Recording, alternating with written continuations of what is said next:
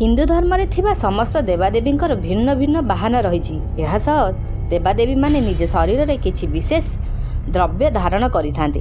एपरि देखिबाकू गले भगवान शिव सर्वदा बेकरे साप गुड़े होई रहिथांती। एहाकू नै एक रहस्य मध्य रहिछि। समस्त नागजाति भगवान शिवंकर परम भक्त अटंती। भगवान शिव धारण करिथिबा साप हेउचंती नागराज बासुकी। भगवान शिव बेकरे बासुकी को धारण करिवार कारण संबंध में आसंतु जानिबा। मान्यता रही नाग प्रजातिर लोक माने सर्वप्रथमे शिवलिंग पूजा आरंभ करथिले। बासुकी भगवान शिवंकर परम भक्त थिले। बासुकी पूजा भगवान शिव प्रसन्न होई तांकु निज शिवगण रे सामिल करथिले।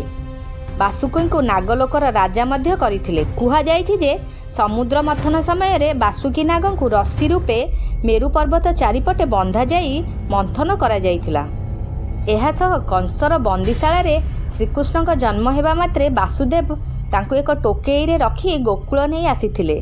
सेही समय प्रबल वर्षा जगु जमुना नदी रे जल भर्ती होइथिला। श्रीकृष्ण को प्रबल वर्षा और जमुना जलरू बासुकीनाग रक्षा करथिले। धार्मिक मान्यता अनुଯାयी बासुकीनाग भगवान शिवंक सेवारे निजको समर्पी देबाकू पूर्ण रूपे स्वीकार करथिले। एहापर भगवान शिव निज बेकरे बासुकी को सर्वदा गुड़ाइबाकू इच्छा प्रकाश करथिले। सेही दिन ठारू बासुकीनाग भगवान शिवंक बेकरे धारण करी रहिथांती।